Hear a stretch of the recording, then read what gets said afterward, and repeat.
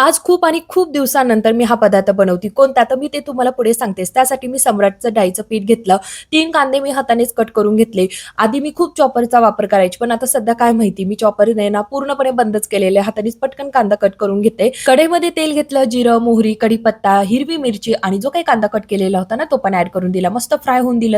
त्यानंतर त्यामध्ये थोडीशी हळद सुद्धा ॲड केली आणि जे काही डाळीचं पीठ होतं ना, ते पाण्यामध्ये सगळं असं मिक्स करून घेतलं आणि ते त्यामध्ये ॲड करून घेतलं. आता हे सगळं मिक्स करतीये, अंदाजानुसार त्यामध्ये पाणी ॲड करणार आहे. तर हा पदार्थ कोणता तुम्हाला माहितीच आहे, आपलं पिठलं. तर मस्त असं गावरान पिठलं बनवलेलं आहे, ते पण खूप दिवसानंतर.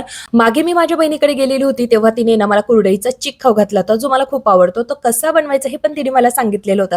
तिकडनं आल्यानंतर आहे ना, मी 2 ग्लास गहू भिजत टाकलेले होते आणि तेच मला आज आहे ना बारीक करून घ्यायचे होते. तेवढ्यात आले पप्पा आणि पप्पांचं चालू होतं, "इतकंच पाणी टाक, इतकं बारीक नको करू." असं तसं ते मला सांगत होते.